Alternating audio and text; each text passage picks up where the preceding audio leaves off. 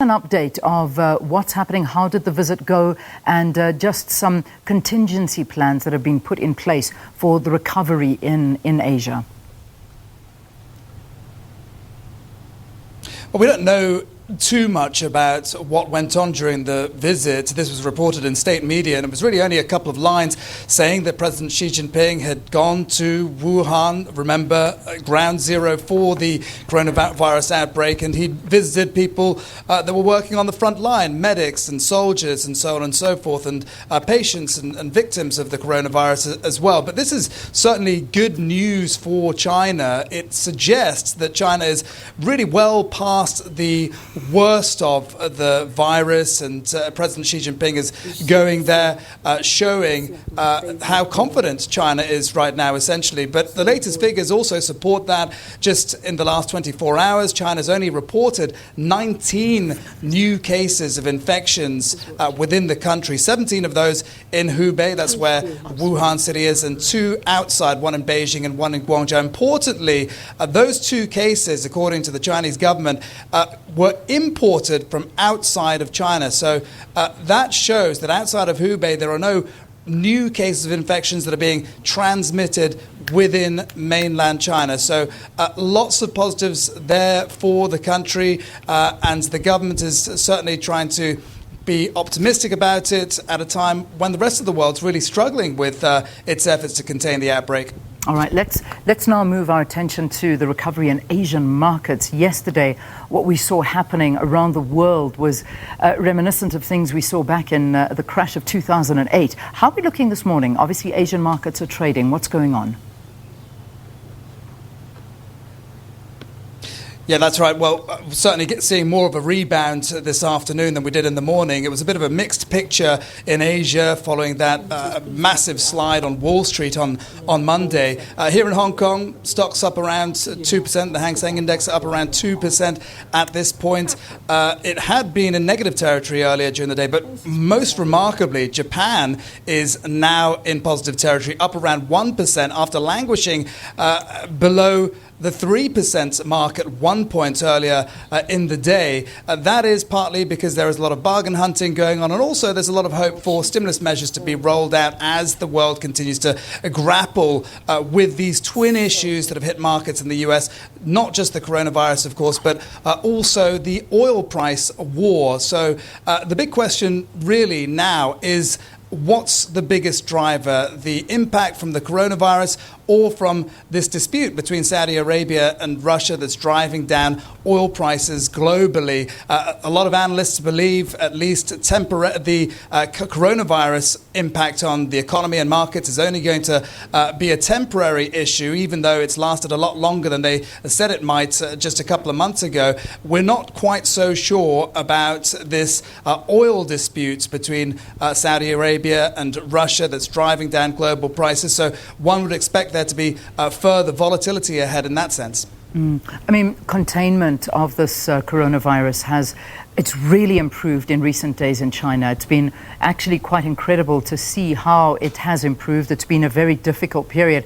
Definitely not out of the woods. There's still a very long time to go, as you were saying. You know, some expecting it to have been quite short-lived, but that doesn't seem to be the case. To what extent, however, is this going to lift sentiment? The fact that things do seem to be improving slightly in China.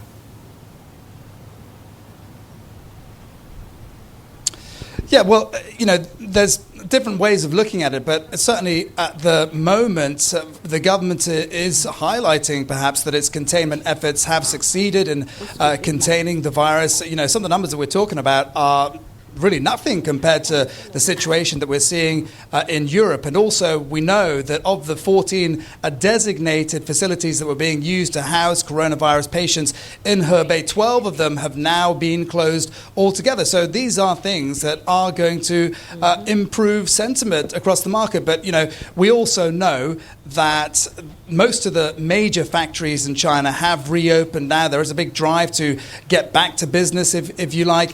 So that's another thing that is going to improve sentiment. But the difficulty is, you know, there is still a huge impact to supply chains globally, and there's also impact to demand right now with what's going on around the rest of the world.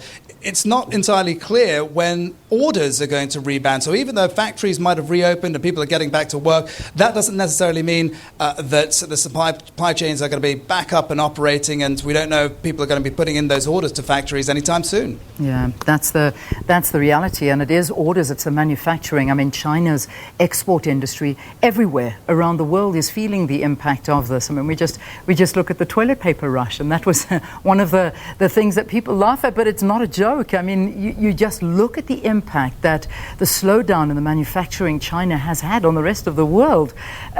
Are things picking up again? I mean, are we actually seeing China go back to work?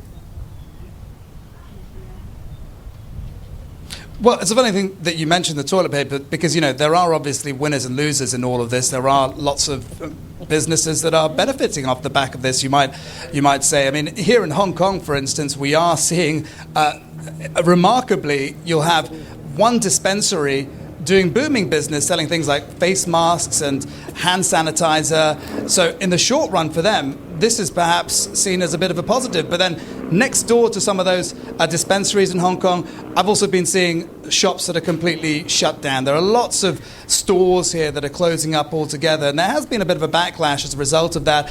People in Hong Kong definitely feeling the pinch, businesses feeling the pinch, and demanding that the government do more to force landlords and developers to bring down rents. That's the real pressure for them in markets like that. And, certainly in China, they're facing a similar sort of situation. There have been pockets of protests, rare protests, I should say, because of the same reason. But it's difficult for a lot of the businesses there to make too much noise about it. Just if we look at Japan, it's eyeing a new bill that would allow the government to actually declare a state of emergency. That's interesting as well. Tell us about this. Well, it's interesting to talk about this because, one of the things that the Communist Party in China has really tried to impress upon people is that its containment efforts and its system of government, if you like, is working. And that's what's made it possible for it to successfully contain the virus and reverse the spread of infections. That is something that people are watching at very closely around the world now. To what extent are governments going to be able to force containment efforts? Something we're definitely going to be looking at with Italy now that it's surpassed South Korea and it's become the number 2 case of infections, the second largest number of infections outside of China there. We just don't know whether or not the government is going to be able to effectively keep people in their homes. So Japan, by going down the road of declaring a state of emergency or possibly declaring a state of emergency, is taking the steps to give the government the power to put in place measures from a legal perspective so that if they need to keep people in homes and need to take other drastic measures, perhaps to shut down businesses, to control airports and other transport hubs, that's what it's preparing for, essentially. Finally, I know that I said that was my last one, but there's no way we can talk about Japan without talking about the Olympics, Tokyo 2020. It's a couple of months away now, and there's been talk about cancelling the Olympics, but I mean, where are we there? Where are we at with the Olympics?